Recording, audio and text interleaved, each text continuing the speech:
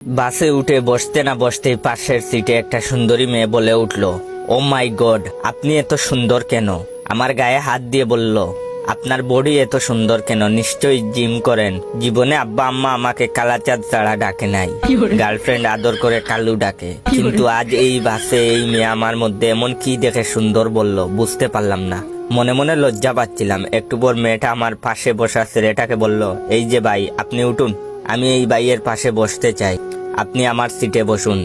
দেখলাম ছেলেটা সুরসুর করে পাশের শাড়ির মেয়েটার সিটে গিয়ে বসলো। মেয়েটা বসলো আমার পাশে।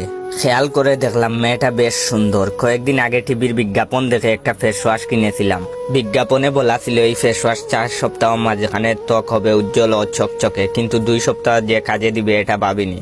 মেয়েটা এবার বলল, আপনার গার্লফ্রেন্ড আছে? লোকাল বাসে সুন্দরী মেয়ে পাশে বসলে সব ছেলেরাই সিঙ্গেল হয়ে যায়, তাহলে আমি কি দোষ করছি?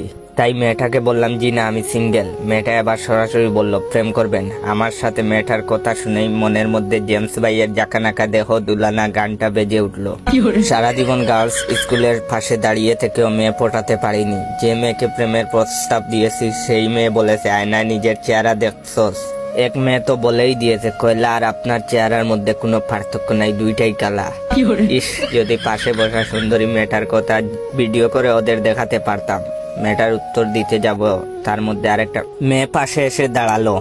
দাঁড়িয়ে আমার পাশে বসা মেয়েটিকে বলল, বাসে বসা সুন্দর ছেলেদের দেখলেই প্রেম করতে ইচ্ছে করে না?